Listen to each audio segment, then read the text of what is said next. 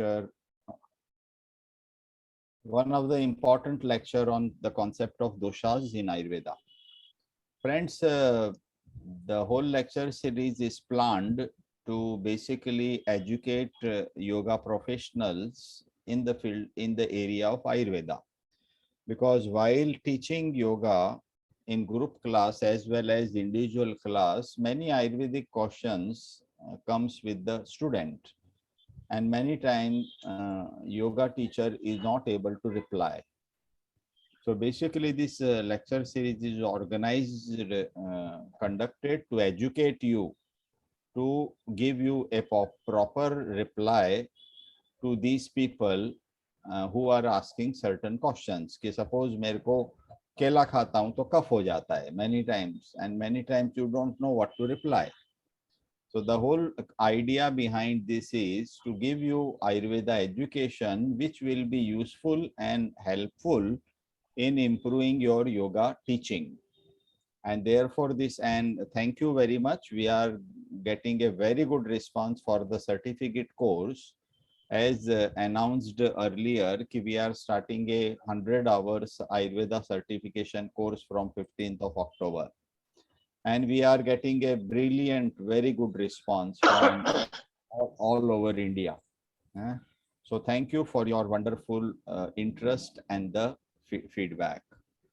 Now I request our President of Mumbai Vaidya Sabha, Dr. Rajendraji Sharma, to give the brief, to introduce our today's speaker, that is Dr. Taideji, our teacher, our academic, a true Ayurvedic academic. So Rajendraji, please give an introduction of Taide sir. जी नमस्कार। आज हमारे बीच doctor Tayade जी हैं। Doctor Tayade जी का आयुर्वेदिक जगत में ऐसा नाम है कि इन्हें किसी परिचय के मोहताज की जरूरत नहीं है। फिर भी मैं आपको एक थोड़ा सा परिचय दे दूं। आपने आयुर्वेद में कायिक चिकित्सा में एमडी की है। बहुत से नेशनल इंटरनेशनल अवार्ड से आपको नवाजा गया है। कमला देवी गौरीदत्त मित्तल पुनरुसु आयुर्वेद विद्यालय में बहुत से छात्रों ने आपके गाइडेंस में एमडी किया है। आपने अनेक लेख और आयुर्वेदिक पुस्तकें लिखी है। आपका परिचय बहुत लंबा है, मगर समयाभाव मैं ज्यादा कुछ नहीं कह पाऊंगा। हाँ, वर्तमान में आप महाराष्ट्र के महामहिम राज्यपाल के आप आयुर्वेदिक चिकित्सक हैं। सो तायडे जी के बारे में आप सभी को बहुत सी जानकारियां हैं, मगर कुछ मैं बहुत ज्यादा नहीं बताते हुए इतना ही बताऊंगा। और तायडे जी आप शुरू कीजिए। नमस्कार दोस्तों, राजेंद्र प्रसाद यादव जी, वैद्यराज घनश्याम शर्मा जी और प्राण योगा के पदाधिकारी, आज इस प्राण योगा की ओर से आयुर्वेद एवं योगा, इसके बारे में व्याख्यान का आयोजन किया है।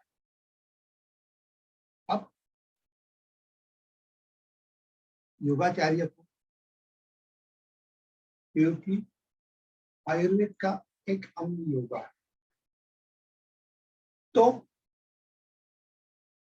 जो योगी है उनको आयुर्वेद के बारे में कुछ न कुछ जानकारी होनी चाहिए। अभी अभी घनश्याम जी ने बताया था, आयुर्वेद के बारे में जो भी कुछ क्वेश्चंस राइज हो जाते हैं, उस शंका समाधान करने के लिए आज का इस व्याख्यान के बारे में आज हम हमारी ओर से प्रयत्न करेंगे। दोस्तों, आयुर्वेद, आयुषो वेदा इति आयुर्वेदा, जो हमारे जीवन के बारे में सभी प्रकार की जानकारी देता है, ऐसा जो शास्त्र है उसको हम आयुर्वेद कहते हैं। यह एक वेद है जिसमें हमारे जीवन के बारे में सभी प्रकार का ज्ञान हमें वो देता है। अब ये जो आयुर्वेद है उसका कुछ ना कुछ उद्देश्य होगा। उद्देश्य यही है स्वस्थ से स्वास्थ्य रक्षण, स्वस्थ से स्वास्थ्य रक्षण, आतुरस्य विकार प्रशमनम। स्वस्थ व्यक्ति के स्वास्थ्य की रक्षा करना, प्रिवेंटिव केयर, आतुरस्य विकार प्रशमनम, जो रोगी है उनकी चिकित्सा करना। ये जो उद्देश्य जो है यह आयुर्वेद का भी है एवं योगा का भी है। दोनों का उद्देश्य एक ही है कि स्वस्थ से स्वास्थ्य रक्षण और आतुर से विकार प्रशमन। जैसे कि आयुर्वेद में स्वास्थ्य के बारे में जो बताया गया है कि आदमी को किसे स्वस्थ कहना चाहिए। स्वस्थ व्यक्ति को किसे कहना चाहिए? समदोषाः समाविश्य समधातुं बलक्रियाः प्रसन्न आत्मेन्द्रिय मनाः स्वस्थम इत्यम अभिधीयते।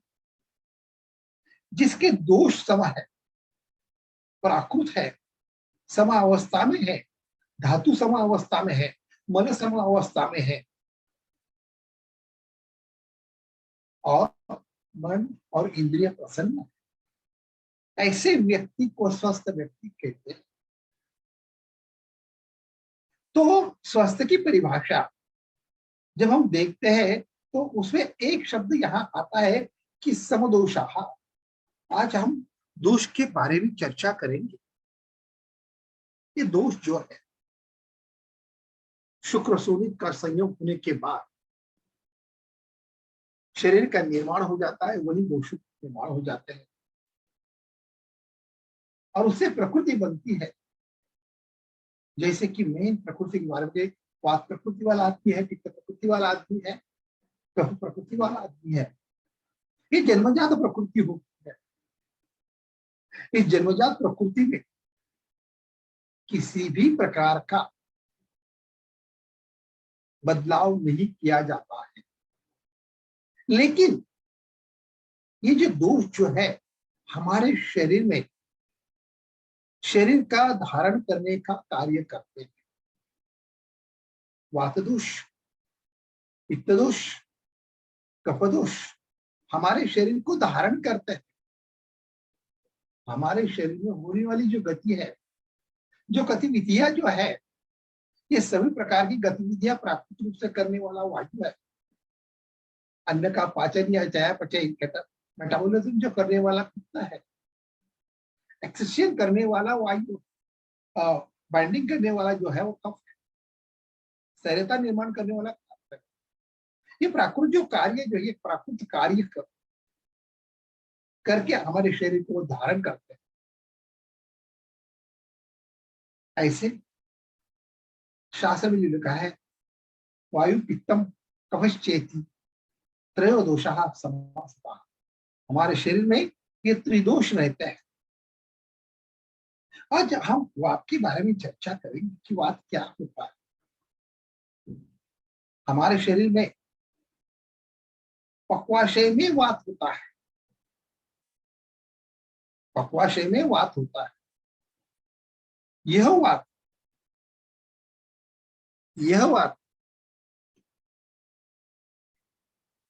वात जो अपन देखते हैं वाति गंधती, वाति गंधयो, जिसके द्वारा गति निर्माण होती है शरीर में,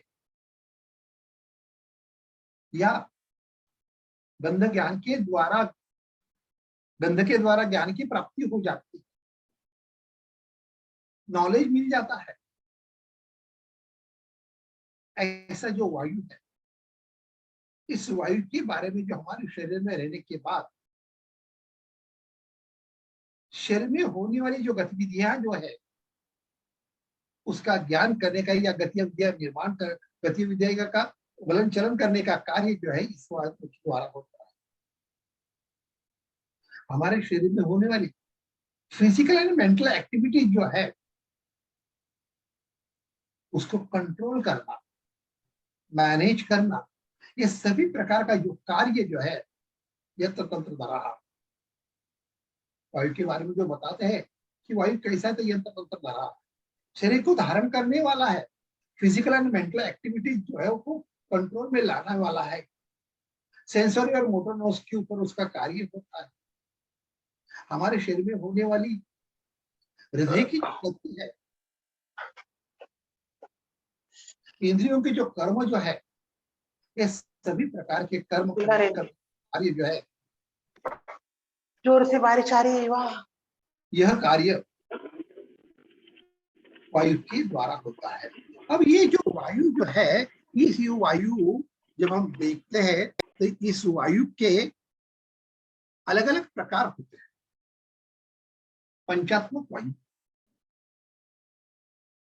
पंचात्मक वायु जैसे अगर में वायु जो है ये पक्वाशय में रहता है, उसका लोकेशन जो है वो पक्वाशय में है, लेकिन वह कटी में, मूर्धा में, उर में, आमाशय में, अन्य जगह वो कार्य भी करता है। अब ये पंचात्मक वायु जो हम कहते हैं, ये पंचात्मक वायु है क्या, उसका स्थान क्या है, लोकेशन क्या है, कहाँ रहता है? प्राणो मूर्धगा स्थिता, प्राणो मूर्धगा स्थिता, प्राण मूर्धगा में रहता है, मीन्स हेड में रहता है। उसका जो कार्य क्षेत्र जो है वो चेस्ट है और थ्रोट है। जैसे कि देखते हैं प्राण के बारे में जो कहते हैं उस समय एक बात इंपॉर्टेंट रहती है कि प्राण का कार्य क्या हो सकता है। प्राण के कार्य के बारे में स्टीवनम चतुर्गारा, निश्वास श्वास ग्राहा, स्टीवनम चतुर्गारा, निश्वास श्वास ग्राहा, अन्न निगलना, सांस लेना, इंद्रियों के ऊपर कंट्रोल करना, ये सभी प्रकार का जो कार्य जो है प्राण में रहता है। ये प्राकृत कार्य करने का जो कार्य जो होता है ये प्राण के द्वारा होता है। हम सांस ले रहे हैं, सांस छोड़ रहे हैं, हम हाथ हिला रहे हैं, कर्मेंद्रिय के कार्य, ज्ञानेन्द्रिय के कार्य, ये सभी प्रकार के कार्य के ऊपर कंट्रोल जो होता है वो प्राण का कंट्रोल होता है। दूसरा जो वायु रहता है उदान वायु, उदान उर स्थिता है। उदान वायु ये उर में रहता है, यानी चेस्ट में रहता है। नासा नाभि गलांचरे, इसका जो कार्य क्षेत्र जो है नासा नाभि गलांचरे, तो इस रीजन में वो कार्य करता है। ऐसा जो उदान वायु जो है, यह उदान वायु का जो कार्य जो है हमें देखने की उसका कार्य क्या है। वाक प्रवृत्ति प्रयत्न ऊर्जा बल वर्ण स्मृति क्रिया, वाक प्रवृत्ति प्रयत्न ऊर्जा बल वर्ण स्मृति क्रिया, ये उसका कार्य है। हम जो बात करते हैं ये उदान वायु की कार्य हो रही है। वाक प्रवृत्ति प्रयत्न ऊर्जा, हम जो चल रहे हैं, प्रयत्न करते हैं, चलने का प्रयत्न करते हैं, ये उदान वायु के द्वारा होता है। हम जो याददाश्त, हमारी जो याददाश्त याद आता है, ये हमारे उदान वायु के द्वारा होता है। तो ये जो कार्य जो है ये कार्य उदान वायु का है। ये प्राकृत कार्य है। ये कार्य कैसा है? ये प्राकृत कार्य है। तीसरा जो वायु है वो समान वायु, समानो समुपस्थिता, अग्नि समीपस्थता।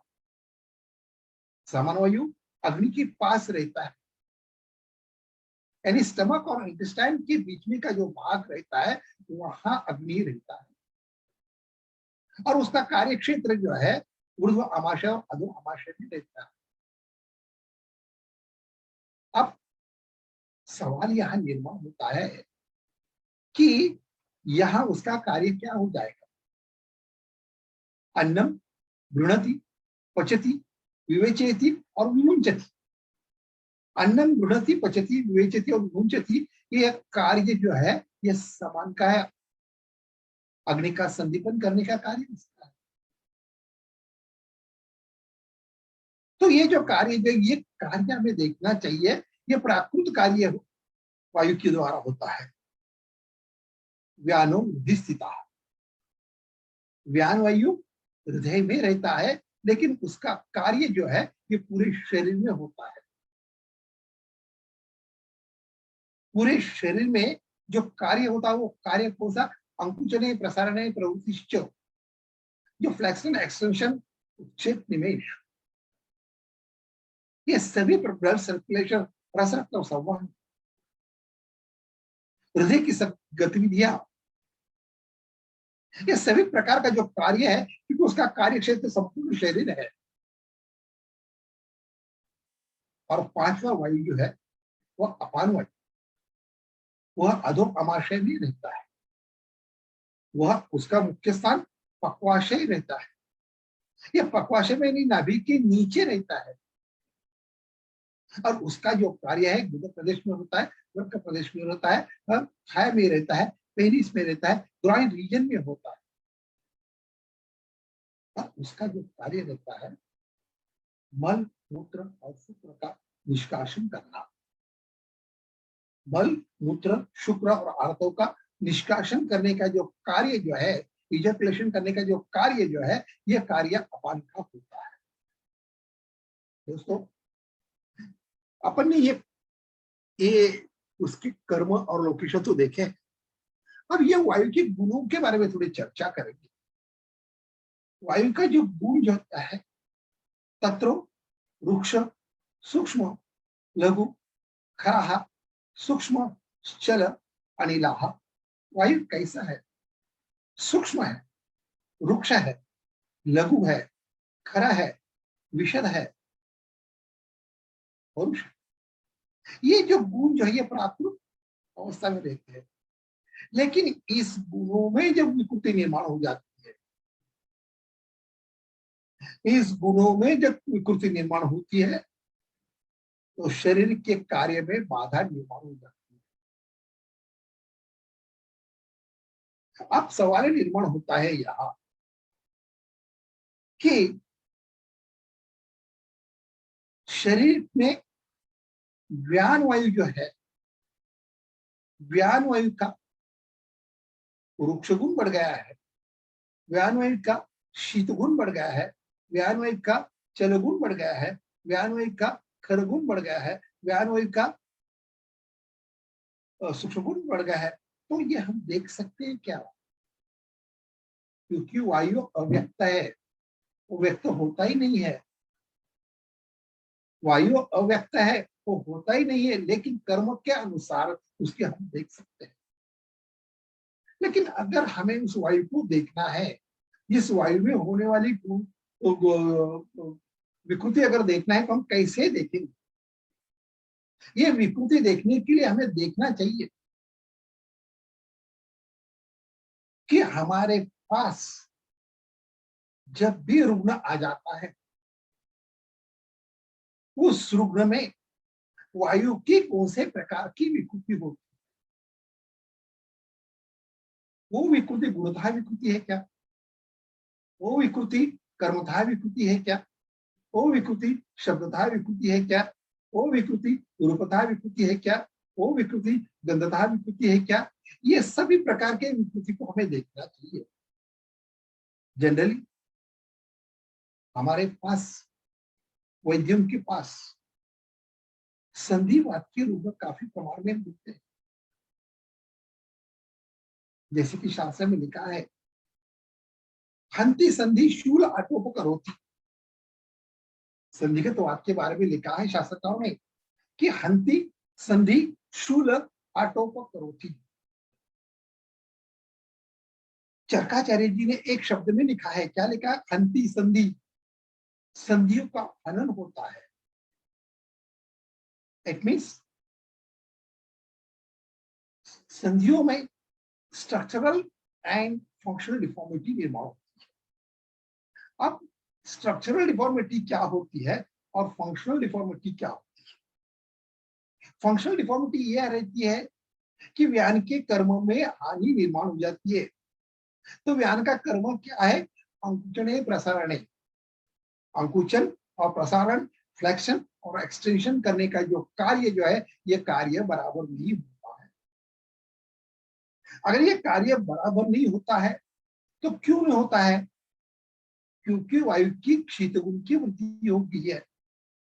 उस संधियों में शीत स्तंभने ही, शीतता के कारण स्तंभता निर्माण हो जाती है और फ्लेक्शन एक्सटेंशन करते समय वायु अपना कार्य बराबर नहीं करता है, तो उसमें मार्गावरोधजन्य मात्रा को लेता है। जब वायु की वृक्ष गुण ज्यादा बढ़ता है और लघु गुण बढ़ता है तो क्या हो सकता है? जब वृक्ष गुण और लघु गुण बढ़ेगा उस समय स्ट्रक्चरल डिफॉर्मिटी निर्माण होती है।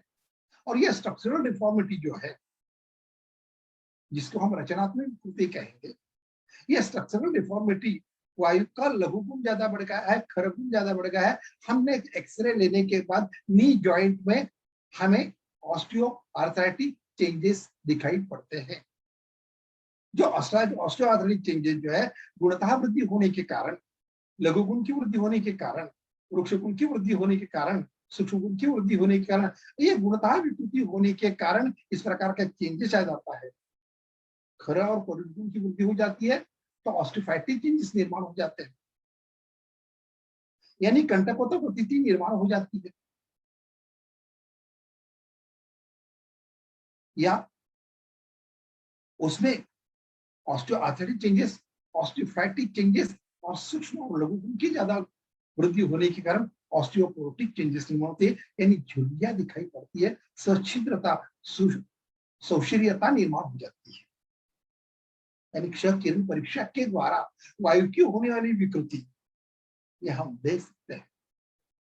तो हंति संधि शूल, शूल आटोप होती, शूल वहां वेदना होती है। वायु का आत्मलिंग जो होता है कि वेदना है, यह वेदना निर्माण हो जाती है एक दूसरे के ऊपर घर्षण होने के कारण, कार्टिलेज डिजेनरेशन होने के कारण वहां वायु का धातुक्षजन्य मात्रा का निर्माण होता है और परिणाम था चलते बैठते उठते नीचे बैठते समय वेदना की अनुभूति हो जाती है। आटोप शब्दतः विकृति, आटोप चलते समय बैठते समय कट कट ऐसी आवाज आती है। ये जो कट आवाज आती है उसको हम कहेंगे जॉइंट क्रिपिटेशन। ये जॉइंट क्रिपिटेशन हमें दिखाई देता है तथा उसमें कभी कभी हलन चलन करने के बाद, फ्लेक्शन एक्सटेंशन करने के बाद वहां एक अलग प्रकार का आवाज आता है, कर ऐसा आवाज आ जाता है। कटकट आवाज ऑस्टियोआर्थराइटिक चेंजेस के कारण हो जाता है, कर आवाज ऑस्टियोपोरोटिक चेंजेस के कारण आ जाता है, ऑस्टियोपोरोटिक साउंड। अब यह हम दिखाई देता है कि वहां structural deformity and functional deformity जो कि गुणतः विकृति और कर्मतः विकृति के कारण निर्माण हो गई है, यह हमें वहां दिखाई देती है। अब सवाल निर्माण होता है कि प्राणवायु की विकृति जब हो जाती है तो प्राणवायु की गुणतः विकृति निर्माण होती है, शीत गुण की वृद्धि हो गई है, स्रोतरूप निर्माण होता है। शीत स्तंभने ही प्राणव स्रोतस्मिन् अवरोध निर्माण होता है, स्तंभन निर्माण होता है, स्तब्धता निर्माण होती है, जिसके परिणाम स्वरूप श्वास लेने में और छोड़ने में दिक्कत निर्माण होती है, श्वास कष्टता लक्षणों की अभिव्यक्ति होती है।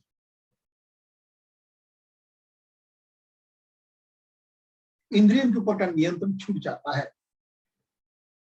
इंद्रियों के ऊपर का नियंत्रण जब छूट जाता है उस समय चलगुण वृद्धत्वात् चलगुण ह्रासत्वात्, चलगुण की वृद्धि जब ज्यादा हो जाती है तो इंद्रियों के ऊपर का नियंत्रण छूट जाता है। परिणामतः हस्त पादादि कंप, शिर कंप, पादकंप एंड ट्रिमर्स निर्माण हो जाता है। इंद्रियों के ऊपर कंट्रोल नहीं रहता है। चलगुण और हसत्वात वृद्धि दर्जन्य लक्षण और क्षयजन्य लक्षण, वायु की वृद्धि भी हो जाती है और क्षय भी हो जाता है। जब क्षय हो जाता है तो चलगुण और हसत्वात, चलगुण का ह्रास होने के बाद लैक ऑफ फिजिकल एक्टिविटी, आदमी चल नहीं पाता, उसके शरीर में क्रिया हानि हो जाती है, अकर्मण्यता निर्माण होती है। और इस प्रकार का लक्षण जो है हमें पक्षवद में मिलता है। पक्षवद में एक दिखाई देता है कि बहुत बार कुर्यात चेष्टा निवृत्ति वाकस्तंभम एवच, कुर्यात चेष्टा निवृत्ति वाक स्तंभ एवच सीरा स्नायु विशोषयेत, सीरा स्नायु विशोषयेत। इसके पहले कि एक वायु प्रकुपित होकर शरीर के एक भाग में, एक पक्ष में जब विकृत हो जाता है, उस समय आधे भाग में विकृत हो जाता है, राइट या लेफ्ट में विकृत हो जाता है, तो क्रिया हानि हो जाती है। कुर्यात चेष्टा निवृत्ति, चेष्टा की निवृत्ति हो जाती है तो प्राण के स्थान में, प्राण के मूर्धा में विकृति निर्माण होती है, यानी सिरेब्रल इंफार्क्शन हो जाता है। ऐसे हम देख सकते हैं। वाकस्तंभ में वच, बात करने में दिक्कत हो जाती है, स्लर स्पीच निर्माण होती है, तो ये जो होता है सिरेब्रल के कारण। और कभी कभी हस्त और पाद में जो स्नायु रहती है उनकी गति, ये स्नायु शोष निर्माण हो जाता है, सीरा स्नायु विशोष है, निर्माण होता है। धीरे धीरे धीरे धीरे उस ब्लड सप्लाई जो है वो कम हो जाता है। धीरे धीरे स्नायु या हाथ में सूखापन आ जाता है, रोक्षता निर्माण होती है, अकर्मण्यता निर्माण होती है, कार्य हानि हो जाती है।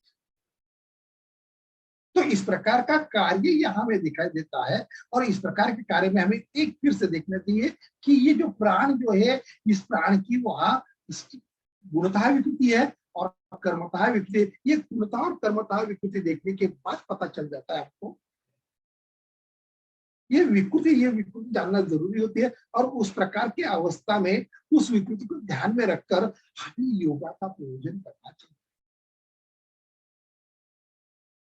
उदान वायु के बारे में जब हम चर्चा करते हैं, ये उदान वायु जो है, उदान उरस्थिता, उदान वायु उर में रहता है, चेस्ट में रहता है, नासा नाभि गलांचर है, तो नासा प्रदेश में, गला प्रदेश में, नाभि प्रदेश में उसका कार्य क्षेत्र रहता है। लेकिन उसका जो कार्य है वाक प्रवृत्ति प्रयत्न ऊर्जा बल वर्ग स्थिति क्रिया, इस कार्य में जब बाधा निर्माण हो जाती है उस समय बोलने में दिक्कत आ जाती है। इट मीन्स क्या हो जाता है, उदान से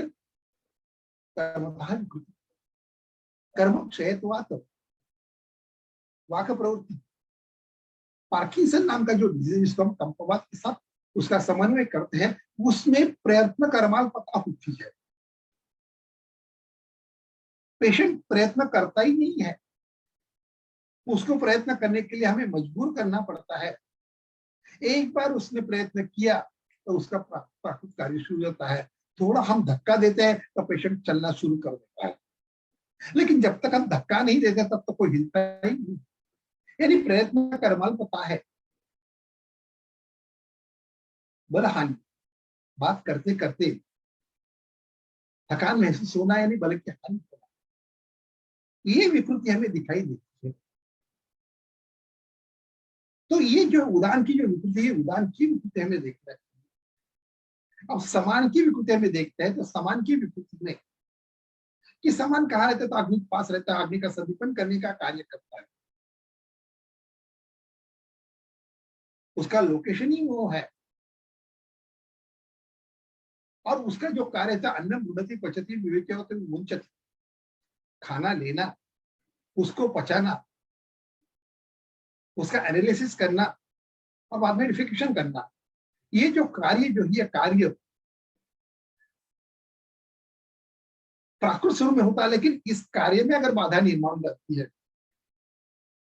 अन्नम गुणति मुंचति, अन्नम गुणति और विमुंचति, खाना लेना और छोड़ना, यानी भोजनोत्तर मल प्रवृत्ति होना, खाना खाने के 5 या 10 मिनट के अंदर ही मल प्रवृत्ति हो जाती है, अपचित अन्न निकलता है, आधा घंटे में मोशन हो जाता है। ऐसे बार बार दिखाई पड़ता है। आयुर्वेद में चरक चिकित्सा 15 में लिखा है गृहिणी रोगाध्याय। तो अन्नम गुणति पचति विवेचित और मुंचति कार्य में बाधा निर्माण होने के कारण गृहिणी रोग निर्माण हो जाता है। इस गृहिणी रोग में वायु की शब्दता विकृति रहती है, पित्त की रूपता विकृति रहती है, कफ की गुणता विकृति होती है। जैसे कि अपन देखते हैं कि वायु की शब्दता विकृति क्या होती है, गुणता विकृति क्या होती है। चिरात दुखम द्रवम शुष्कम स शब्द फेनवतः पुनः पुनः सुजे वर्चाः कासश्वासो अर्चानिला। चिरात दुखम द्रवम शुष्कम स शब्द फेनवतः, स शब्द मलप्रवृत्ति, आवाज के साथ मलप्रवृत्ति होती है। और इस प्रकार की जो मलप्रवृत्ति है ये वातज गृहिणी में मिलती है। रूपतः विकृति, पित्त की रूपतः विकृति, पीताभव नील पीताभव सार्यते द्रवम, पीताभव नील पीताभव सार्यते द्रवम। मलप्रवृत्ति में विभिन्न प्रकार की मलप्रवृत्ति आ जाती है, जैसे कि नील वर्णीय आ जाती है, पीत वर्णीय आ जाती है, हरिता वर्णीय मलप्रवृत्ति आ जाती है, रूपता विकृति हो गई।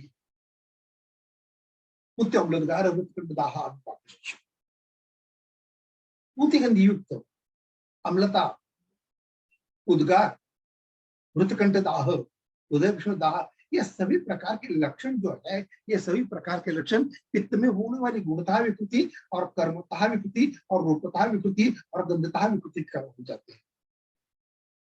अब इस प्रकार के अवस्था में रूपता विकृति में या गंधता विकृति में या द्रव की वृद्धि होती है, द्रवता गुणता वृद्धि जब हो जाती है तो हमें कौन से प्रकार का योग का प्रयोजन करना चाहिए।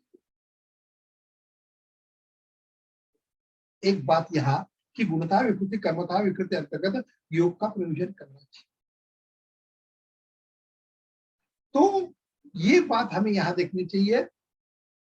भिन्न आमुश्लेष्म गुरु वर्ष प्रवर्तन, मल प्रवृत्ति जो होती है वो भिन्न रहती है, आमयुक्त रहती है, कफयुक्त रहती है और बार बार मल प्रवृत्ति हो जाती है। गुणता वृद्धि है, कफज गृहिणी के अंतर्गत उन्होंने बताया है। यानी एक बात है कि राशिता वृद्धि होना, गुणता विकृति होना, रूपता विकृति होना, शब्दता विकृति होना, कर्मता विकृति होना, इस प्रकार के बारे में हमें वायु में कौन से प्रकार की विकृति निर्माण हो गई है वो देखना चाहिए। अपान वायु, अपान जो है पक्वाशय के अंतर्गत नाभि के नीचे जो रहता है, ascending colon, descending colon, transverse colon, small intestine, anus, ये जो रीजन है, थाई रीजन जो है, कटिक प्रदेश है, इसमें ये रहता है। अब इसमें अगर विकृति उसका कार्य में बराबर नहीं हो रहा है, अपान का कार्य बराबर नहीं हो रहा है, तो अपान का कार्य क्या है कि मल और मूत्र को बाहर निकालना। मल प्रवृत्ति साफ नहीं होती है, तो क्यों नहीं होती है? क्योंकि उस अपान में विकृति निर्माण हो गई है, अपान के कर्म का क्षय हो रहा है।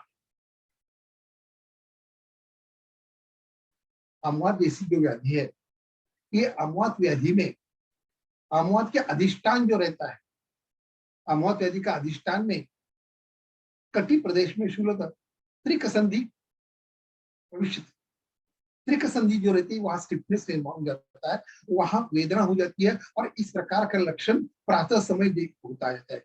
जैसे ही मलपूर्ति साफ हो जाती है वैसे ही ये लक्षण जो है वो कम हो जाता है, क्योंकि वायु के गति में अवरोध आ गया है। मार्गजन्य वातावरण को होने के कारण मलपूर्ति साफ नहीं होती है, और मलपूर्ति साफ नहीं होने के कारण वहां त्रिक संधि में वेदना ज्यादा होती है, त्रिक वेदना लक्षण निर्माण होता है।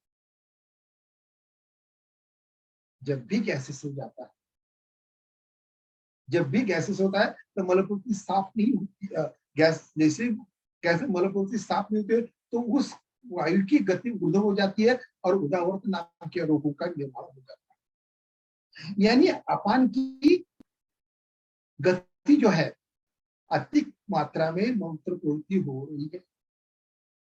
अब ये लक्षण जो है, पेशेंट आकर हमें बोलता है कि बार बार मुझे मूत्र प्रवृत्ति हो रही है, उस समय हमें ये देखना चाहिए कि यह अपान वायु की विकृति है, अपान से कर्मता वृद्धि है। और अपान से कर्मता वृद्धि जब होती है उस समय हमें एक बात ध्यान में रखना चाहिए कि वहां अपान की गुणता वृद्धि है। फिर वो मूत्रपूर्ति कैसी है,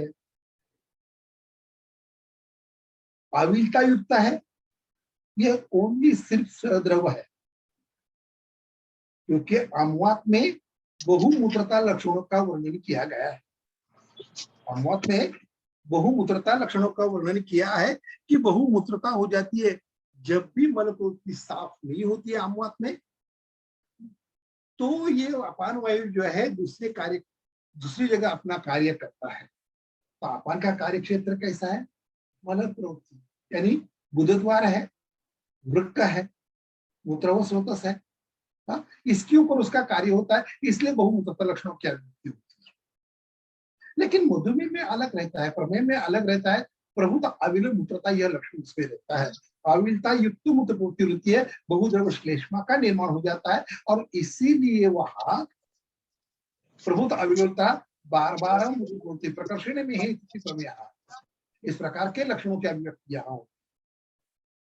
तो हमें एक बात ध्यान में रखना चाहिए कि इस वायु की जब विकृति हो जाती है तो उसको हम क्वेश्चन पूछेंगे, क्योंकि आज का ये व्याख्यान देने का हेतु ये है कि हमें दोषों के बारे में चर्चा करनी है, दोष क्या होते हैं उसके बारे में चर्चा करनी है। क्योंकि जब भी हम पेशेंट देखते हैं तो योगी जो रहते हैं, योगाचार्य जी लोग जो रहते हैं, उन्होंने कुछ चीजों के ऊपर ध्यान देना चाहिए। अब ध्यान क्या देना चाहिए, क्योंकि हमें उसको योगिक थेरेपी देनी है, और योगिक थेरेपी देने के पहले उसका हमें डिटेल्स जानना चाहिए। तो डिटेल्स क्या जानेंगे, तो उसका आहारजन्य निदान देखना चाहिए, वो क्या क्या खाता है। विहारजन्य लिख लेना चाहिए, वो कैसा विहार करता है, ज्यादा भागदौड़ करता है क्या, अत्यधिक गमन करता है क्या, ज्यादा प्रवास करता है क्या, खाने के बाद दोपहर को सोता है क्या, रात्रि जागरण करता है क्या। यानी आहारजन्य निदानों के अंतर्गत वो क्या खाना खाता है, पिज्जा खाता है, बर्गर खाता है, वड़ा पाव खाता है, पाव भाजी खाता है, मिसल पाव खाता है, जिसके द्वारा वायु की विकृति हो रही है, और उसी के लिए हमें ट्रीटमेंट देनी चाहिए। और ये वायु की विकृति आहारजन्य निदान, विहारजन्य निदान, व्याधिजन्य निदान एक इंपॉर्टेंट रहता है। उसको प्रीवियस कोई डिजीज हुआ है क्या, जो डिसीज के उपरांत तो ये व्याधि निर्माण हो गई है, इसके बारे में हमें थोड़ी सी जानकारी होनी चाहिए। और इसमें आयुर्वेद के द्वारा जब हम ये जानकारी लेते हैं तो आगे चलकर यौगिक थेरेपी देने में कोई भी दिक्कत नहीं। तो आहारजन्य निदान, विहारजन्य निदान, व्याधिजन्य निदान, बाद में व्यसनजन्य निदान। कई लोगों को व्यसन रहते हैं, उस व्यसन के बारे में भी जानकारी होनी चाहिए। अभिघातजन्य निदान, ऑस्टियोआर्थराइटिस में अभिघातजन्य निदान रहता है, संक्रमणजन्य निदान रहता है। तो अभिघातजन्य निदानों के बारे में चर्चा करनी चाहिए, देखने चाहिए। मानसिक निदानों के बारे में देखना चाहिए, इस पेशेंट को चिंता ज्यादा है क्या, क्योंकि चिंता वायु धातु क्या है, चिंता के कारण धातुशील में मात्रा निर्माण हो जाता है। तो ये सब प्रकार की डिटेल्स जानकारी लेनी चाहिए। और ये आयुर्वेद में जो बताया गया है कि आहारजन्य निदान देखना चाहिए, विहारजन्य निदान देखना चाहिए, व्याधिजन्य निदान देखना चाहिए, मानसिक निदान देखना चाहिए, औषधिजन्य निदान भी इम्पोर्टेंट रहता है। कोई औषध लेने के बाद उनको तकलीफ होगी, मूत्र विकृति हो रही है, वजन ज्यादा बढ़ रहा है, ये वजन ज्यादा क्यों बढ़ रहा है? क्योंकि मुझे एक रोग हुआ था और उस रोग के बाद मैंने औषधि ली है और उसके बाद मेरे चेहरे की सूजन आ रही है, पैर की सूजन आ रही है, मेरा वेट ज्यादा बढ़ रहा है, तो वो व्याधि के बारे में सोचना चाहिए। यानी व्याधिजन्य निदान हमें देखना चाहिए, औषधिजन्य निदान देखना चाहिए, ऋतुजन्य निदान देखना चाहिए, कौन से ऋतु में तकलीफ हो जाती है। तो ये सभी प्रकार के निदानों की जानकारी होनी चाहिए। हमारे शरीर में कोई स्ट्रक्चरल डिफॉर्मिटी तो नहीं हुई है, हेपेटोमेगाली तो निर्माण नहीं हुई है, स्प्लीनोमेगाली तो निर्माण नहीं हुई है, हर्निया तो नहीं फॉर्म हो गया है, पाइल्स फिस्टुला तो नहीं फॉर्म हो गया है। ये सभी प्रकार के रोगों में हक रोगों की जानकारी, या हृदय रोग तो नहीं है, बीपी तो नहीं हुआ है, डायबिटीज तो नहीं हुआ है, या हमें अस्थमा की तकलीफ तो नहीं है, ये सब देखना चाहिए। बाद में अनुजताजन्य निदान के बारे में पूछना चाहिए। अनुजताजन्य निदान के बारे में यही देखना चाहिए कि बहुत बार क्या रहता है कि एलर्जी, जो दवाई की एलर्जी रहती है और उसके कारण विभिन्न प्रकार के लक्षणों की अभिव्यक्ति हो जाती है, तो वो हमें देखने चाहिए। अब ये सभी प्रकार का अभ्यास करने के बाद हम यौगिक थेरेपी दें, यानी ये जो जानकारी अगर हम आयुर्वेद के अगर मालूम पड़ता है कि आयुर्वेद में वात है, पित्त है और कफ है, तो उसमें होने वाली जो विकृति को हमें देखना चाहिए कि जैसे कि पाचक पित्त की गुणता विकृति हो गई है, पाचक पित्त का द्रवगुण ज्यादा बढ़ गया है, पाचक पित्त का उष्णगुण ज्यादा बढ़ गया, उष्णगुण ज्यादा बढ़ गया, तीक्ष्णगुण ज्यादा बढ़ गया है, उसको गैस्ट्रिक अल्सर हो गया है, या गैस्ट्राइटिस फॉर्म हो गया है, द्रवगुण ज्यादा बढ़ गया है तो उसको उल्टियां ज्यादा हो रही है, सरदर्द ज्यादा हो रहा है, और उस वक्त हमें कौन से प्रकार के यौगिक उपचार करना चाहिए वो हमें जानना चाहिए। कफ में देखते कि कफ ज्यादा बढ़ गया है, कफ की ग्रासिता वृद्धि ज्यादा हो गई है, गुणतः विकृति निर्माण हो गई है, तो उसमें हमें क्या वमन देना चाहिए। तो ये सभी प्रकार की जानकारी रोग के बारे में जानकारी चाहिए, यानी पेशेंट का परीक्षण करते समय हाँ ये सब।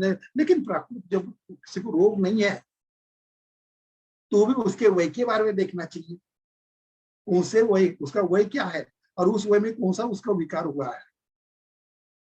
बहुत बार रहता है कि बाल्यावस्था में कफ का अधिक्य रहता है, बाल्यावस्था में कफ का अधिक्य रहता है, युवावस्था में पित्त का अधिक्य रहता है और वार्धक्य अवस्था में वात का अधिक्य रहता है। तो उसके अनुसार उसको कौन से प्रकार की थेरेपी देना चाहिए, थेरेपी वो हमें सोचना चाहिए। तो इस प्रकार के हमें देखना चाहिए कि वात, पित्त और कफ के बारे में हम चर्चा करेंगे।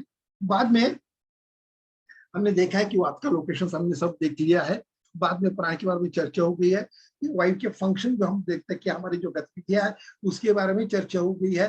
हाँ, बाद में वायु के प्रकोप की जो लक्षण जो है, वात जो प्रकोप जो होता है उसके कारणों को हमें देखना चाहिए। कारण क्या है कि कहीं प्रपतन तो नहीं हो गया है, कहीं फ्रैक्चर तो नहीं हो गया है, कहीं इंजुरी तो नहीं हुआ है, ज्यादा उल्लंघन तो नहीं किया है, ज्यादा सेक्स तो नहीं किया है, ज्यादा उसने ज्यादा ऐसे रुक्ष आहार विहार का सेवन तो नहीं किया है, ज्यादा ठंडा पानी या शीत पेय तो नहीं पिया है, या किसी प्रकार के मानसिक निदानों के कारण कहीं उसको डर तो नहीं, कोई टेंशन तो नहीं है, यह हमें सब उसको देखना चाहिए। या रात्रि जागरण करता है क्या, वो देखना चाहिए। ये सभी प्रकार के निदानों को हमें देखना चाहिए, जिस निदान के द्वारा ये वायु प्रकोप हुआ है। इसमें एक बात ध्यान में रखना चाहिए, सामवायु और निरामवायु, सामवायु और निरामवायु के बारे में चर्चा करनी चाहिए। और सामवायु और निरामवायु के बारे में जब हम चर्चा करते हैं तो उसके लक्षणों के बारे में चर्चा करनी चाहिए। जब उसमें जो लक्षण निर्माण होते हैं वात क्षीण के लक्षण मिलते हैं और वात बुद्धि के लक्षण मिलते हैं।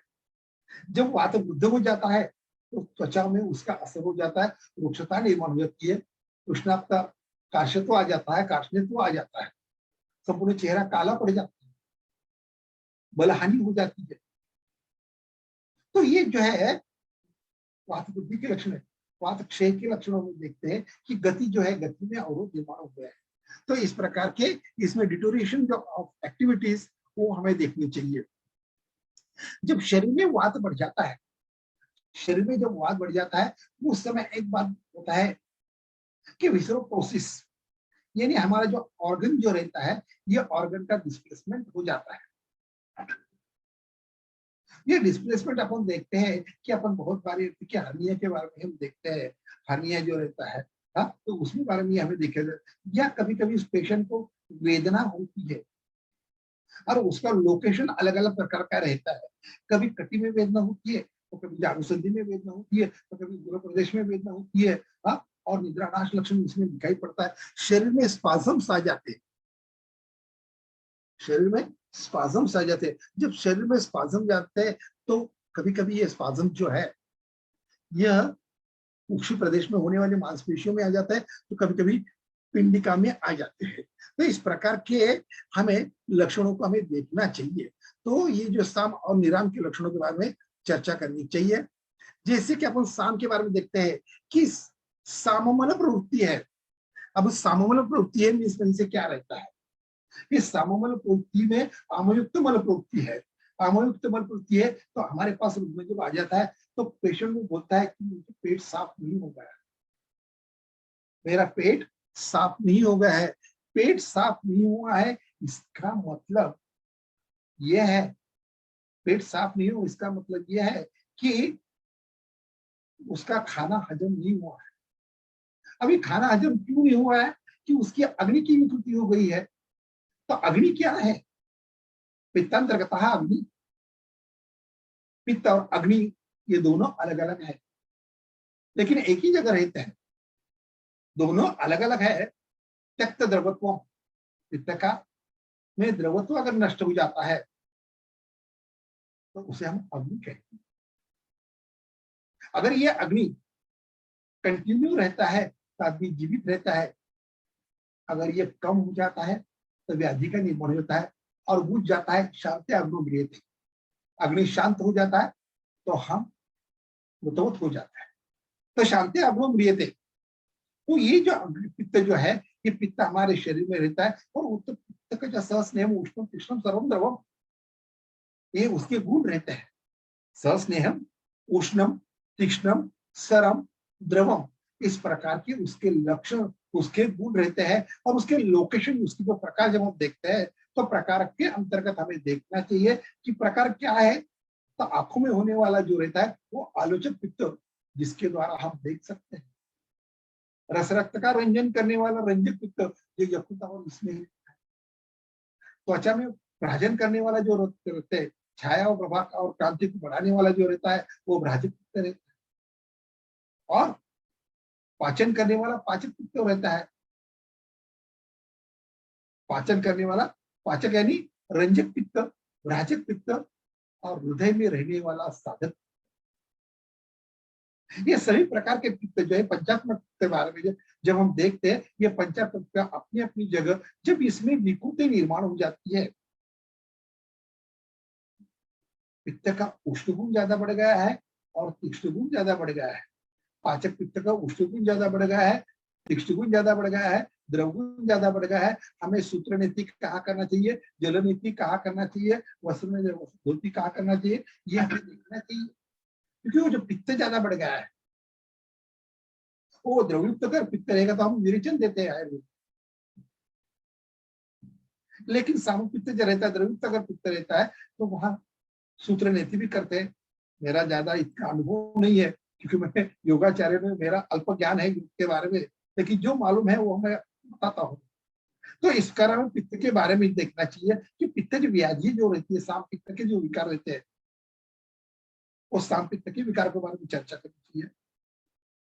साम पित्त जो है जैसे कि हमें देखने के गैस्ट्रोएंटेराइटिस, गैस्ट्रोड्यूडेनाइटिस फॉर्म हो गया है, पित्त का द्रव्य ज्यादा बढ़ गया है, इसलिए अंदर की जो कला रहती है उसमें शोथ आ गया है, गैस्ट्राइटिस फॉर्म हो गया है, बाद में गैस्ट्रिक अल्सर फॉर्म हो गया है, उष्ण और तीक्ष्ण गुण ज्यादा बढ़ने की तरफ वहां व्रण की निर्मित हो गई है, यानी गैस्ट्रिक अल्सर निर्माण हो गया है, ज्वर निर्माण हो गया है। यानी पित्त का कौन सा गुण बढ़ गया है वो हमें देखना चाहिए, पित्त का कौन सा कर्म बिगड़ गया है वो हमें देखना चाहिए और उसके अनुसार हमें चिकित्सा करनी चाहिए। जैसे कि अपन देखते हैं कि श्लेष्मा ज्यादा बढ़ गया है, जो श्लेष्मा जो है गुरु है, मंद है, स्थिर है, स्निग्ध है, पिछिल है, जो ज्यादा बढ़ने के कारण उसकी जो प्रकार बताया है कि अवलंबक कफ उर में रहता है, तर्पक कफ मस्तिष्क में रहता है, बोधक कफ गले में रहता है, क्लेदक कफ आमाशय में रहता है और श्लेषक कफ जॉइंट में रहता है। ये जॉइंट में रहने वाला श्लेषक कफ में अगर विकृति निर्माण हो जाती है, जब उसमें विकृति होती है तो हलन चलन करने का जो कार्य है ये कार्य बराबर नहीं होता है। बेसिकली वहां क्या होता है, तो संधियों में स्तब्धता निर्माण होती है, संधियों में शोथ निर्माण हो जाता है, संधियों में क्रियाल्पता निर्माण हो जाती है, संधियों में गौरवता निर्माण हो जाती है और संधियों में शुद्ध निर्माण हो जाता है। तो ये श्लेषक कफ से गुणता, श्लेषक कफ से कर्मता विकृति, ये जब हो जाता है उस समय यौगिक उपचार में क्या करना चाहिए वो हमें देखना चाहिए। इसके साथ ही साथ हमें देखना चाहिए कि ये जो कफ जो है इसके बारे में हमें एक बात ध्यान में रखना चाहिए कि ये जो कफ है ये पृथ्वी और अप महाभूत के कारण यानी जल महाभूत के कारण है और उसका स्थान उर भाग का है, पित्त का स्थान मध्य प्रदेश में और वायु का स्थान अधोभाग में है और उस स्थान में होने वाली विकृति को हमें देखना चाहिए और उसी के अनुसार हमें उसकी चर्चा करनी है। हमने उसे गुणों के बारे में देखा है, लोकेशन के बारे में देखा है, हाँ, और उसका कार्यक्षेत्र जो रहता है, कफ का जो कार्यक्षेत्र रहता है जिसे उर प्रदेश है, गला प्रदेश है, हेड है, ट्रैकिया है, हाँ, जॉइंट्स है, लिम्फ नोड्स, लिम्फ है, बाद में फैट है, नोज है, टंग है, इसमें यहाँ ज्यादा रहता है। तो ये जो लोकेशन जो है वो हमें कफ के बारे में देखना चाहिए। साम कफ और निराम कफ के बारे में चर्चा करनी चाहिए कि कफ कैसा निकल रहा है। आजकल रुग्ण जो रहते हैं काफी प्रकार के वात और कफज व्याधियां निर्माण हो रही है, जैसे कि कोविड के पेशेंट में आप देखते हैं कि वात और कफ की व्याधियां ज्यादा निर्माण हो जाती है और इस वात और कफ की व्याधि बढ़ाने के कम करने के लिए उस कफ में कौन से प्रकार की विकृति है और उसमें हमें क्या करना चाहिए, उसमें चिकित्सा क्या करनी चाहिए, कौन से प्रकार की यौगिक थेरेपी देना चाहिए, वो हमें देखनी चाहिए।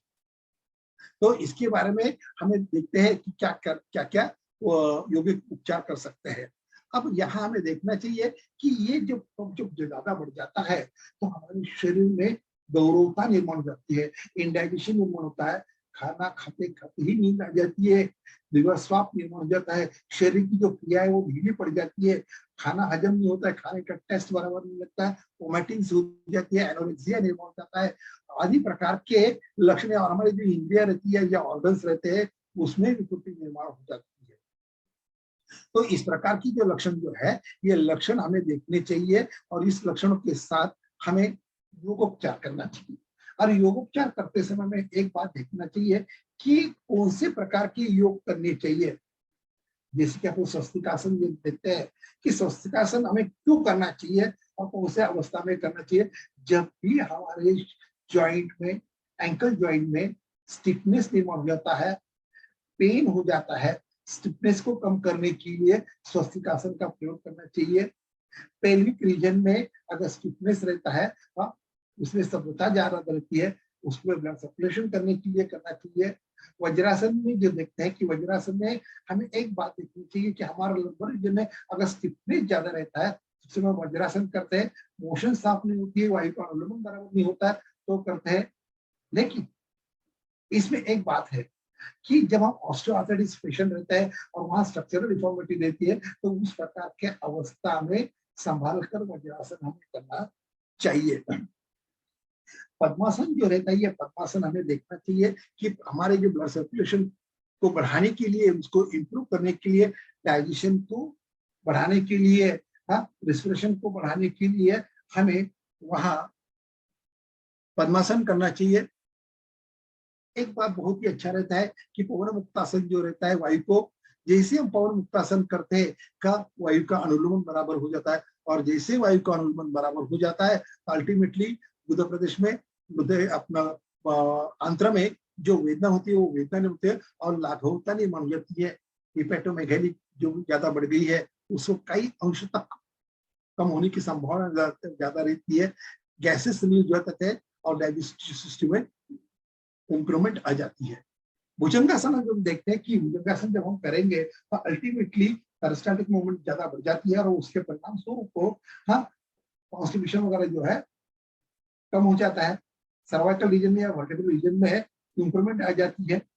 शलभासन हम जब देखते हैं तो मेंस्ट्रुअल जो फ्लो जो रहता है, ये मेंस्ट्रुअल फ्लो अगर कम रहता है और उसमें जब फ्लो रहेगा तो अल्टीमेटली अल्बोमिनियन फॉर्म हो जाता है और उसकी अवस्था में देखते हैं। शलभासन जो है साइटिका में भी एक देखना चाहिए कि ये साइटिका कौन सी साइटिका, आयुर्वेद के दृष्टिकोण से अगर देखते हैं कि वातज और वात कफ में से दो प्रकार की साइटिका बताई गई है, तो वात कफज गुदृष्टि के अंतर्गत हमें शलभासन का प्रयोग करना चाहिए क्योंकि वातज गुदृष्टि में स्ट्रक्चरल डिफॉर्मिटी रहती है, धातु जन्य वात कफ ज्यादा रहता है, इसीलिए बहुत बार संभाल कर उस प्रकार की अवस्था में शलभासन का प्रयोग करना चाहिए।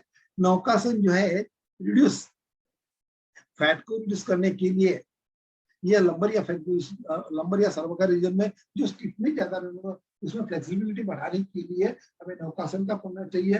बेसिकली क्या रहता है कि धनुरासन जो रहता है, ये धनुरासन स्पॉन्डिलाइटिस जब निर्माण होता है, लेकिन स्पॉन्डिलाइटिस में L4 L5 S1 के बीच में अगर बल्जिंग रहता है, टेयर रहता है, बल्जिंग रहता है, टेयर रहता है, डिस्क प्रोलैप्स रहता है, ऑस्टियोपोरोटिक चेंजेस रहता है या वहां कॉम्प्रेशन फ्रैक्चर रहता है, उस प्रकार की अवस्था में इस प्रकार के धनुरासन का प्रयोग नहीं करना चाहिए ताकि इसके द्वारा तकलीफ होने की संभावना ज्यादा रहते हैं। या वहां के मसल्स में अगर कई स्पाजम्स आ जाते तो स्पाजम्स को कम करने के लिए भी हमें वहां प्रयोग करना चाहिए। हलासन जो है बेसिकली हलासन जो है पेट के ऊपर का जो फैट है उसको रिड्यूस करने के लिए और सर्वाइकल वर्टिब्रल में फ्लेक्सिबिलिटी निर्माण करने के लिए करना चाहिए। सुप्त वज्रासन जो है जॉइंट में जो पेन हो रहा है और लंग की कैपेसिटी बढ़ाने के लिए बेसिकली इस प्रकार का जो आसन जो है वो जब हम करते हैं तो हमारी लंग की कैपेसिटी ज्यादा बढ़ जाती है। FeV2 ये जो पल्मोनरी फंक्शन टेस्ट जो है उसमें इंप्रूवमेंट आ जाती है। पश्चिमोत्तानासन जो रहता है वो जिसमें जैसे कि जॉइंट में फ्लेक्सिबिलिटी हो जाती है, डाइजेशन बराबर हो जाता है और बेसिकली इस प्रकार के आसन का जो प्रयोग जो है वो ओबेसिटी में ज्यादा किया जाता है। विपरीत करनी मुद्रा जो है इस प्रकार का जो ये मुद्रा जो रहती है, जो वेरिकोज वेन जो है जिसको डीप वेन थ्रोम्बोसिस कहते हैं, उस प्रकार के रोग में इसका प्रयोग किया जाता है। और पाइल्स में सेकेंड स्टेज में जो पाइल्स निर्माण हो जाते हैं, इंफ्लेमेटरी चेंजेस जब निर्माण हो जाते हैं, इंफ्लेमेशन जब आ जाता है उसको कम करने के लिए करना चाहिए।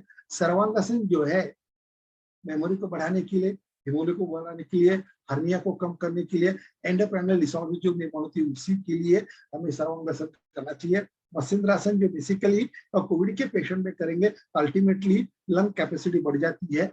और शीर्षासन जो है थायराइड ग्लैंड में जब फंक्शनल डिफॉर्मिटी निर्माण हो जाती है या स्ट्रक्चरल डिफॉर्मिटी निर्माण हो जाती है, हाइपोथायराइडिज्म या हाइपरथायराइडिज्म में शीर्षासन का प्रयोग करना चाहिए। वक्रासन का लिवर डिसऑर्डर्स में इसका प्रयोग करना चाहिए।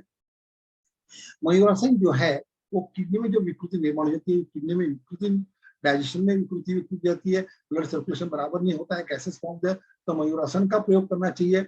और जिह्वा बंद जो है बताया गया है कि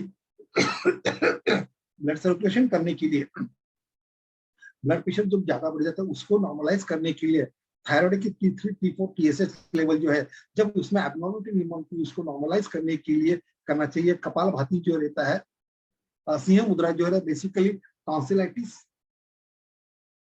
या हार्ट बीट जब ज्यादा बढ़ती है उसी के लिए। और बेसिकली सिंह मुद्रा का जो हम प्रयोग करते हैं वो हाइपोथायराइडिज्म में ज्यादा उसका यूज हो जाता है। कपालभाति जो है लंग की कैपेसिटी बढ़ाने के लिए, अस्थमा के रोग के लिए किया जाता है। उड़ियन बंद जो रहता है बेसिकली अपन ने देखा है कि एड्रेनल ग्लैंड में जो विकृति निर्माण होती है उसका फंक्शन निर्माण हो जाता है, उसी के लिए किया जाता है। और चैतन्य आसन जो है वो सबसे इम्पोर्टेंट आसन जो है हमारे शरीर में जो इतना आसन करने के बाद जो थकान ज्यादा निर्माण होती है वो थकान कम करने के लिए, हमारे शरीर में जो ब्लड सर्कुलेशन जो है वो नॉर्मलाइज करने के लिए हमें करना, चैतन्य आसन करना चाहिए। ऐसे जो है नौली जो बताया गया है इसका असर जो है liver, spleen, gall bladder, pancreas, इसमें ये बहुत यूज है। जैसे कि ओवरी में जो अगर फंक्शनल डिफॉर्मिटी निर्माण होती है, पीसीओएस निर्माण जो होता है या स्पर्मेटोरिया निर्माण होता है, प्रीमैच्योर इजैकुलेशन निर्माण होता है, उस प्रकार के अवस्थाओं में करना चाहिए। डिसीज वाइज अपन हेयर फॉल में देखते हैं कि विद्युत करणी मुद्रा करते हैं, सर्वांगासन करते हैं, कार्डियक में भुजंगासन करते हैं, ब्रह्म मुद्रा करते हैं, चैतन्यासन करते हैं, कॉमन कोल्ड में जलनेति करते हैं, दंडनेति करते हैं, कपालभाति करते हैं।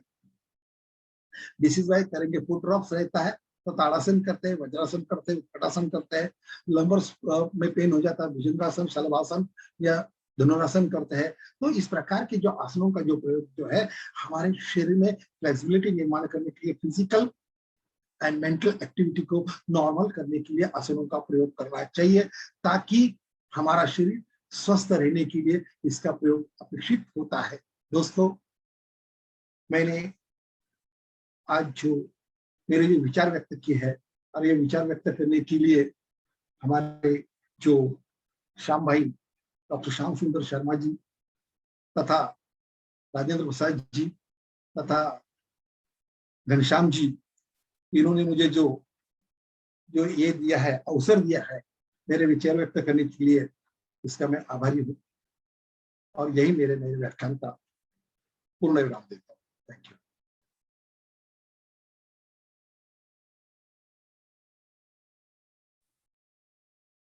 Thank you very much sir.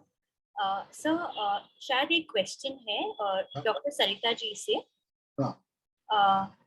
Doctor Sarita, can you please unmute and ask your question?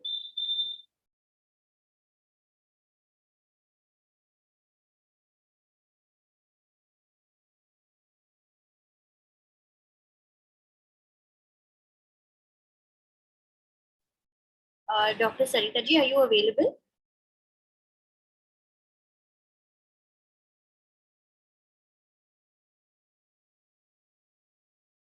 Sir, शायद वो है नहीं. But thank you very much on behalf of all of the participants. I'm opening the floor. किसी को कोई question पूछना है sir से?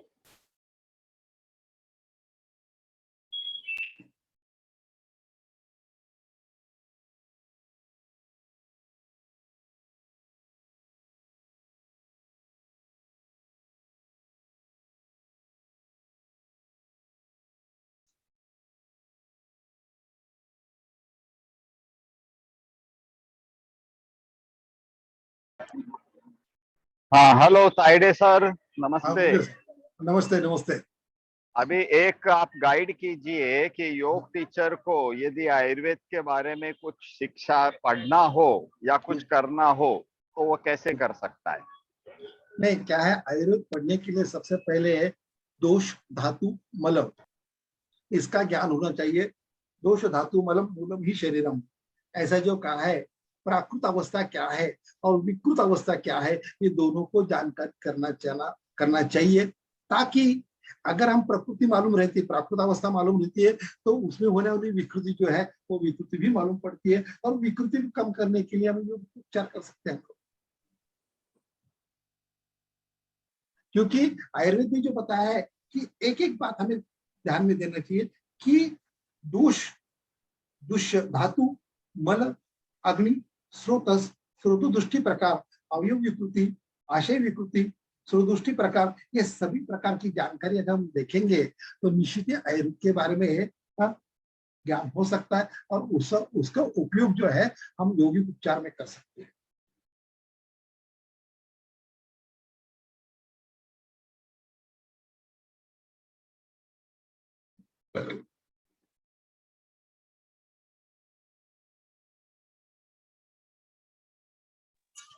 थैंक यू डॉक्टर ताइडे जी, बहुत बहुत धन्यवाद आपका। और आपके नॉलेज के बारे में तो क्या कहें, तो मैं यही कहूँगा कि सभी लोग आयुर्वेद का जो ज्ञान है उसका लाभ लें, जो भी योगा टीचर्स हैं, कि हम आपको इस तरीके से बताएंगे कि जब कभी कोई आपके पास में योगा स्टूडेंट आता है और उसकी कोई प्रॉब्लम होती है तो आप उसे अच्छी तरह से उसे टैकल कर पाएं। हम लोगों का ये उद्देश्य है। और ये जो सीरीज हमने चालू की है आयुर्वेदिक की योगा टीचर्स के लिए, ये 15 तारीख से हमारी मेन होने वाली है, जो एक सर्टिफिकेशन कोर्स होगा जिसमें सर्टिफिकेट हम लोग देंगे। और एक चीज ये और बताना चाहूँगा कि हम लोगों की ये कोशिश है और हम शायद उसमें सक्सेस हो जाएंगे कि जो Maharashtra university of health sciences हैं, MUHS नासिक, उनके साथ में हम लोग ये जो मेन हमारा जो सर्टिफिकेशन का कोर्स होने वाला है, वो हम ये कंडक्ट करने वाले हैं। तो हमारा प्रोसीजर चालू है उनके साथ में और वी आर होपफुल कि हम इसमें सक्सेस होंगे और उसमें आप लोगों को जो सर्टिफिकेट मिलेगा उसका और भी वेटेज होगा। कि जब Maharashtra university of health sciences हमारे साथ में रहेंगी तो उसका बहुत अच्छा आपको इम्पैक्ट मिलता है, उस सर्टिफिकेट का आपको अच्छा यूज मिलेगा। जब हो जाएगा पूरा तो हम बताएंगे। और इसकी कुछ हमारे पास में इंक्वायरी आ रही है, तो जिनको भी कुछ इसमें जानकारी चाहिए हम हमारे स्क्रीन पे नाम दे देते हैं, उनके नंबर दे देते हैं, उनसे आप कांटेक्ट कर लिए। और हम लोग जो पोस्टर्स हमारे सब ग्रुप्स में फेसबुक में डालते हैं उनमें नंबर्स हैं, तो आपको easily you can contact those people, so they will guide you how to enroll this and how much it will be, it will take how much time। ये 100 आवर्स का हमारा सर्टिफिकेट का कोर्स होगा जो every day इसमें lectures होंगे। May be Saturday Sunday का MUHS के हिसाब से हमको डिसाइड करना पड़ेगा वेदर दे अलाउ और नॉट, तो उसके हिसाब से हम आपको बताएंगे। और इसमें जो हम लोगों ने फी रखी है वो आप हमसे किसी से भी पूछ सकते हैं जो आपको नंबर देते हैं। और जो 11 तारीख तक का हमारा अगर एनरोलमेंट रहेगा तो उसमें हमारा अलग उसमें रहेगा और जो 11 के बाद का होगा उसमें अलग उसका रहेगा। आप कांटेक्ट करके फ़ोन करके इंडिविजुअली पूछ सकते हैं जो नंबर आपको दिए हुए हैं। और जैसे ही हमारा ये MUHS के साथ का होगा, आई थिंक ये हमारा नेक्स्ट वीक तक कंप्लीट हो जाना चाहिए प्रोसीजर है, तो आपके लिए बहुत अच्छा रहेगा वो।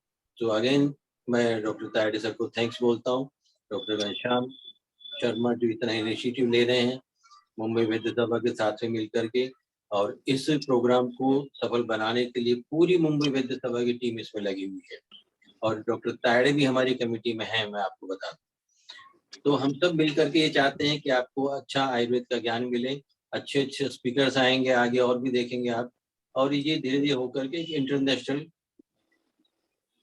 जैसा बनने वाला है, क्योंकि इसमें बाहर के भी हमारे पास में योगा टीचर्स आ रहे हैं, ऐसे इंक्वायरी आ रही है। सो सबका धन्यवाद। सर एक क्वेश्चन पूछ सकती हूँ Let me add a few words. Friend, I should say the what Dr. Vinayak Tade sir described right now about dosha dhatu and mala. We have in second year of BAMS almost 1.5 years course for this dosha dhatu mala vigyan. But I should say that Tade sir had within 1 hour with the excellent slideshow, he had described it very, very precisely about all these three basics of Ayurveda. And I should say it's not only for Ayurveda, for everyone, it is very practical and applicable. So I should just advise you, I should request you, if any of your friends have not attended this, just let them see the video recording of this. And we are very much thankful to you, sir. Thank you very much. Thank you, Dr. Vinod.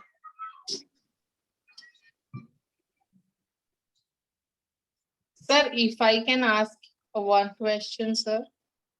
Yes, yes. Vinayak ji sir से। Sir बोलिए, skin बोलिए, issues है तो sir skin issues है, हाँ pigmentation नहीं होता है from the very beginning sir. हाँ तो व्हाट कैन बी डन? सो कहाँ तकलीफ है? मतलब मल डाइजेशन में तो ऑलरेडी प्रॉब्लम है, दैट आई कुड सी। कभी कभी आंख भी छोटी हो जाती है उसमें। नहीं, इचिंग होता है उसमें। Sir pigmentation, lack of pigmentation, white spots. White spot रहते हैं, उसमें एक दो बात देखना चाहिए। दो बातें आती है, वो पिगमेंटेशन जो है वो एकदम डार्क है या एकदम फेंट है? नहीं, टार्ट है, काफी डार्क है सर। अच्छा, तो ल्यूकोडर्मा हो सकता है बेसिकली। ओके सर, तो उसके लिए क्या करना चाहिए? The sunlight is not sufficient sir. वो ठीक है, सनलाइट में ही रहता है, अल्ट्रासाउंड लाइट जो रहता है अल्ट्रावायलेट का, वो ले सकते हैं, वो नहीं मिलता है। सेकंड थिंग, उसके लिए जो मार्केट सर आपकी आवाज कम हो रही है सर, आपकी आवाज कम हो रही है। उनका जो मार्केट में जो अभी जो अवेलेबल जो है, ल्यूकोसिन नाम की ऑइंटमेंट है, और ल्यूकोसिन नाम का ड्रॉप्स है। ल्यूकोसिन नाम का जो ड्रॉप जो है, ये एज क्या है पेशेंट की? पेशेंट की एज क्या है? 52 सर, 52। हाँ, तो 2 ml देने का, 2 ml मॉर्निंग, 2 ml इवनिंग, और ल्यूकोसिन लोकल एप्लीकेशन करने का है। करीबन ये जो स्पॉट जो है, ये जो स्पॉट बेसिकली अगर हम 6 महीना एप्लीकेशन करेंगे, हाँ अभी तक मैंने जितने मैंने पेशेंट देखे हैं उसमें हाँ, उनको 90% रिजल्ट मिल गया है। ओके सर, हम्म। ग्रेट। हाँ हाँ, और कुछ टिप्स देना चाहेंगे आप नहीं, खाने इसमें के बारे एक में, या कोई भी स्पाइसी और फूड, टिप के स्पाइसी फूड जिससे अवॉइड करना है, स्पाइसी फूड अवॉइड करना है। हाँ, हाँ। जो विरुद्धाहार जो बताया है शास्त्र में, हाँ, दूध मछली नहीं खाना चाहिए, इस तरह के आहार वर्ज्य करना चाहिए। सेकंड थिंग, दिवा स्वाप नहीं करना चाहिए, दिन में खाने के बाद नहीं सोना चाहिए, ज्यादा नमकीन नहीं देना चाहिए, ज्यादा बाहर का जो खाना है पिज्जा बर्गर वगैरह जो है वो नहीं खाना चाहिए, नॉनवेज ज्यादा नहीं खाना चाहिए, ज्यादा टेंस नहीं लेना चाहिए, ज्यादा चिड़चिड़ापन नहीं करना चाहिए, चिड़चिड़ापन नहीं करना चाहिए। तो ये सभी प्रकार की जो चीजें हैं, जो पित्त की रूपता विकृति के कारण इस प्रकार की विकृति यहाँ निर्माण हो जाती है, तो उसमें यह हमें संभालना चाहिए। Okay sir. सर वो दवाई का नाम एक बार वापस बोलेंगे? सो ल्यूकोसिन, ल्यूकोसिन, ल्यूकोसिन, ल्यूकोसिन, ओके सर, LEUKOCIN। ल्यूकोसिन, यस। हाँ, एमिल Okay. कंपनी का है, एमिल कंपनी का, AIMIL, ल्यूकोसिन एमआई कंपनी का, एमिल, एमिल, एमिल कंपनी। हाँ, 5 ml सुबह, 5 ml शाम को, और लोकल एप्लीकेशन, बस इतना ही करो। सर वो जो 5 ml है, तो मतलब मॉर्निंग इवनिंग एम्प्टी स्टमक लेने का? नहीं, थोड़ा सा कुछ तो भी नाश्ता लेने के, कभी कभी क्या रहता है, कई कई लोगों को पित्त की तकलीफ ज्यादा रहती है, तो फिर थोड़ा सा तकलीफ हो जाती है, इसलिए नाश्ते के बाद लेने का और शाम को स्नैक के बाद लेने अच्छा, मतलब का, उसमें खाना अंदर चाहिए। जल्दी ले लेने का 5:30-6 बजे तक शाम के वो नाश्ते? चलेगा, चलेगा। अच्छा, and local application also you said ना सर? हाँ, वो दोपहर के बाद लगा देने का। अगर जैसे सुबह 8-9 बजे का अगर आपको ये मिल जाता है, रूपा जी, आप जी। कहाँ रहते हैं? मैं पार्ला में रहती हूँ सर। हाँ, तो बेटर जो कांटेक्ट डॉक्टर तायड़े, ऐसा ठीक। ऑनलाइन इतना ट्रीटमेंट नहीं हो पाता है, तो नहीं बेटर नहीं जो नहीं, कांटेक्ट, नहीं उनको नहीं, आप ठीक है कांटेक्ट कर सर। लीजिए, हैं? सर फोन नंबर कांटेक्ट वगैरह कुछ मिलेगा? हाँ, आप जो पोस्टर दिए हुआ है ना, आप उनमें किसी नंबर पर भी करेंगे तो आपको बता देंगे। ठीक है सर, ओके, तो thank you, thank you, thank you. Thank you everyone. Thank you, sir. Thank you. So,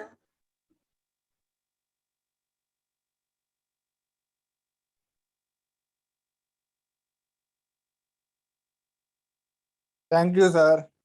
thank you.